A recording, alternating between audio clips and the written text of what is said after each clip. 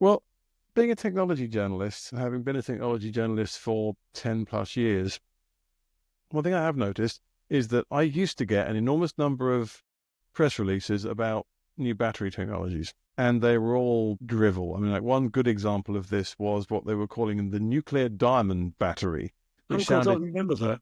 tremendously incredible. This was proposed on the basis that it was there's a reason I'm using this example because it's a really good example of why you can come up with something that sounds superficially good but doesn't really work. The nuclear diamond battery was described as being a way to use up nuclear waste. Whoa. Having some ludicrously huge capacity. And of course, when you call it a diamond battery, everyone thinks, oh, diamonds are lovely.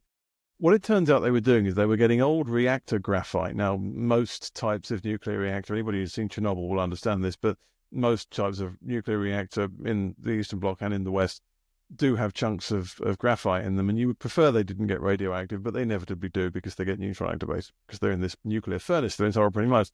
So one of the nuclear wastes that you create when you decommission a power station is all these blocks of graphite. And they're radioactive. And there is such a thing as I should have looked this up, but it's rather like a photovoltaic device, only it works on nuclear radiation. It works on radioactive particles. And it does a direct conversion of radiation into electricity. So you think, well, great, I'll get some of this nuclear waste and I'll wrap this thing around it and I'll have a battery. And you do. But if you think about it, this stuff's going to keep decaying for as long as it decays for. Half of it will decay and whatever its half-life is. The radioactive half-life of radioactive carbon is, but anyway.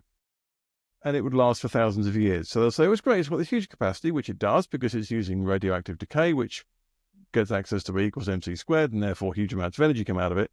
And it's got a really long half-life, so it lasts thousands of years, and the total capacity is ridiculous. But you can't turn it off. It's always going to keep discharging the whole time, and you only get that huge amount of energy over thousands and thousands Yeah, of yeah. years.